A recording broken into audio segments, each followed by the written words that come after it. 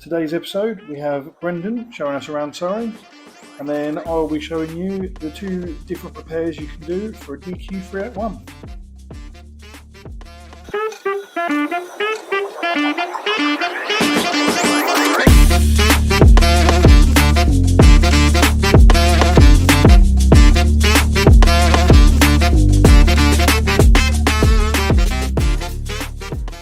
So this customer was driving along one day and all of a sudden, out of nowhere, started bumping into gear. Four-wheel drive, DQ381.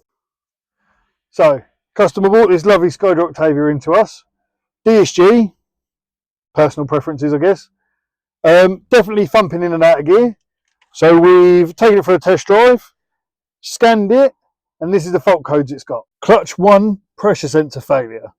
We've seen this many a time, especially on DQ381s. So we've got two options.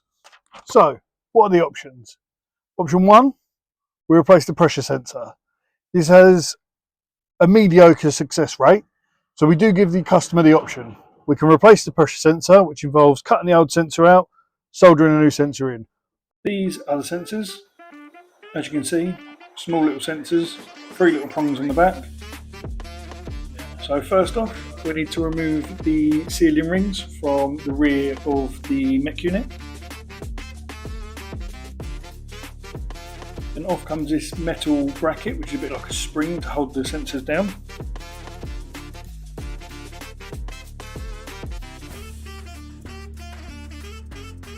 Once the metal bracket is removed, there is a small plastic cover underneath.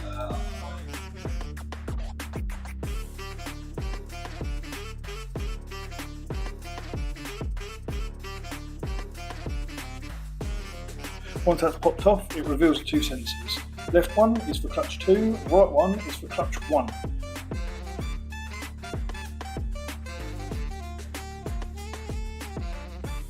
As you can see, they're soldered on, so we have to cut off those solders and solder in the new ones.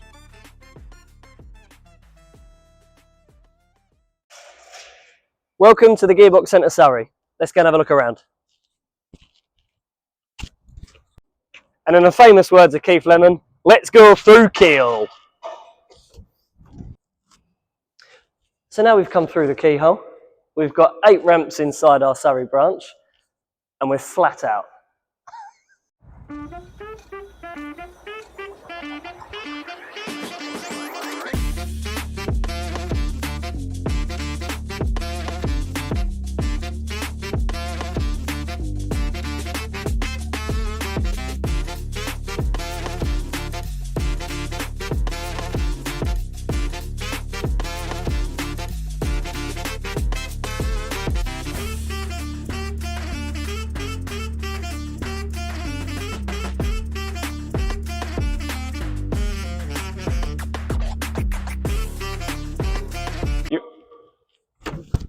And this is where the magic happens. So you're now standing in our gearbox rebuilding area, space. We're going to have another bench put in here. I'm deciding whether or not I still like them in here, but in here we've got all our tools that are getting built up. So diagnostic equipment, specialist tools are going to go in here, so like DSG tools. I'm going to have computer set up over there. We're going to get a winch on the ceiling for the heavy gearboxes. The presses are getting delivered tomorrow. Bench grinder. We're still waiting for a lot of equipment to come in here, but hopefully by the end of the week everything will be up and running in this one. So today is the second day where the builders haven't been in, so we're still having a bit of a clear up. I've got enough time to eat my breakfast just up here. I think we need to get some new seats. But yeah, this is the kitchen downstairs, bit of a fridge. Toilets for the lads, workspace, anything you want, and a decent seat. Stop it. Stop it. So this is going to be the office / waiting room for customers. Still waiting for the sofa, TV, fridge hopefully will be here today. Yeah, this is a nice space to come and chill out and wait if it's getting serviced, diagnosed, toilets in there. Coffee machine's going to be going in as well next week, hopefully. So yeah, Nice place to start. And also, if you want to keep an eye on it, you can come out here, have a look out the window, and keep an eye on everything that's going on. Or option 2, slightly more expensive, 100% guaranteed to cure the problem, a new mechatronic unit. We can get one from our supplier for a reasonable price, typically cheaper than main dealer, and that is what the customer's gone for. So we have a new mech unit to fit to this Skoda Octavia, so let's get to it.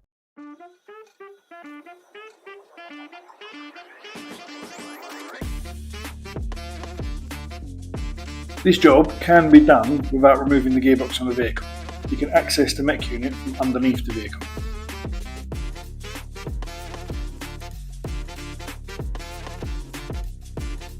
All we have to do is remove these under trays and we'll be able to gain access to the mech unit, which is under that cover, which is held on with 4 bolts.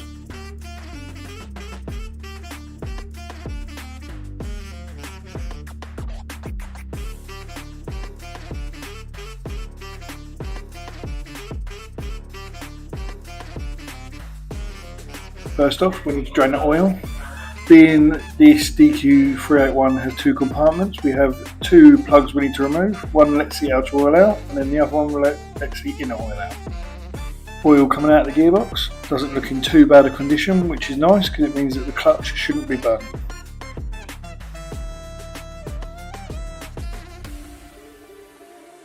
Once the oil is drained out, we can get on with removing the cover, the mech unit underneath it.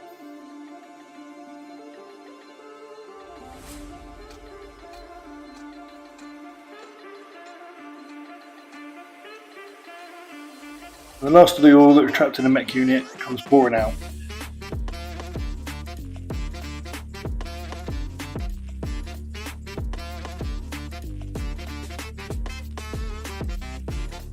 Once the cover is removed, we then have access to the valve body. It's a bit of a wiggle to get it out, but we get there in the end.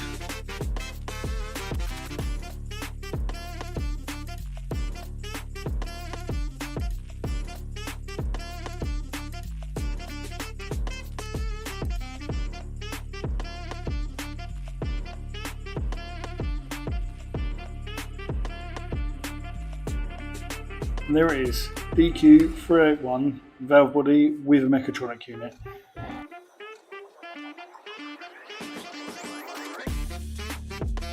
And there is the new mech unit from VW themselves.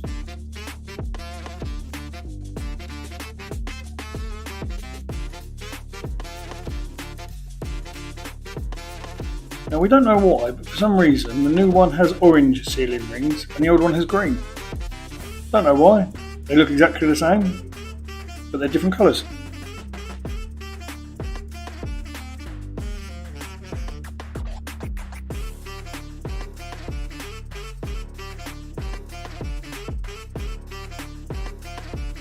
So that's the old one out, which means the new one can then go in.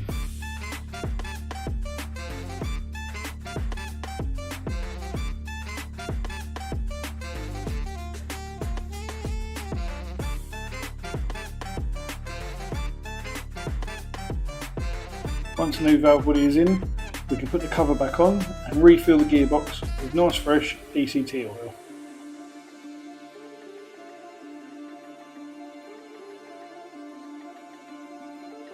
When you fitted the new one, it will come up with codes in the system. This is for basic settings that need to be carried out, and the new mech unit will need to be unlocked. For that, we use a system called Oscar, which is a main dealer access tool, and for that the battery needs to be held at a consistent voltage.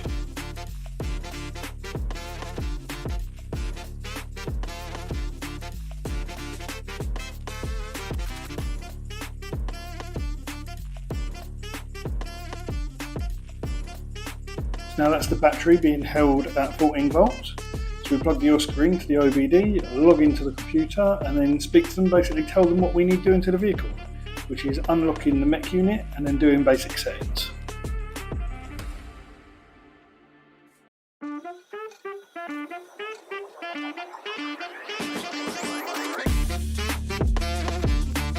Now that's all done, the last thing to do is take the battery stabiliser off and then take the car out for a test drive.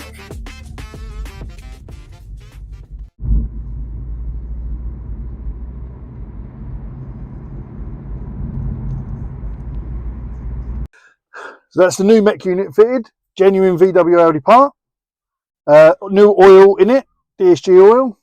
We've taken it out for a test drive, no bumping, no fudding, so it's all good. Customer's been notified so he can come get his car. So Brendan, what's your aims with opening a new location in Surrey? It depends on the inquiries that we get, because we get quite a lot of inquiries from all over the country. And what we will do is we'll sit down with a management team and we'll look at see what lost opportunities we've had. So if we're, say, on the last one, we were getting X amount of inquiries in Essex, and what's our conversion rate on them? If it's quite low, but we're still getting a lot of inquiries, how can we convert them? And a lot of it with the Essex branch was to do with people coming over the Dartford crossing. So they didn't want to travel. No, I can't blame them. So that's the reason why then we went over the water and set it up. Very similar with Surrey. Are we getting a lot of inquiries from this area? And how can we convert them? We'll be closer. So you just got to find the right unit. And I think we have, if I'm honest with you, we're out of the way from everyone. We've got our own parking, which is key when you're doing this. And we've got a decent sized space with a blank canvas that we could start from scratch with. So you've started a couple and also bought a couple of businesses. Yep. What do you prefer? It all depends on the owner that you're buying it from. For me, it's easier to start one because you haven't got to deal with old equipment that's got a value on it from the old owner but doesn't really have any value in the modern age. I'm the same. If I bought something 10 years ago, to me, I only bought it yesterday and we still got to look after it because it cost, I remember how much it cost at that time. But in the real world, when you're going in, you're like, well, that's scrap. We don't do any of them anymore, any of that. For me now, moving forward, I would say setting up a new site from scratch is easier. The hardest part about that, though, is finding staff. Without the staff, there is no business. So that's the one biggest factor about buying a business is if you have the staff.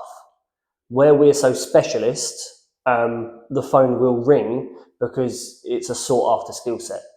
And that's the other side of buying a business is you've got a steady amount of work coming in. Whereas from us, obviously, you know, with the team that we've got, we get phone calls daily. So we've kind of already ticked that off. It's just the staff element and setting up, getting people into your process flows, knowing how your diagnostics work.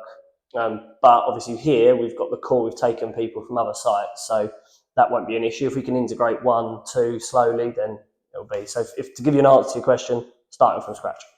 So obviously with things progressing more hybrid and electric, are we moving into that now with the new site? Correct, yes. So in Surrey, obviously where the vehicles are based, a lot of them are more electric, hybrid / that type of ilk, because we're not far from the ULEZ zone here.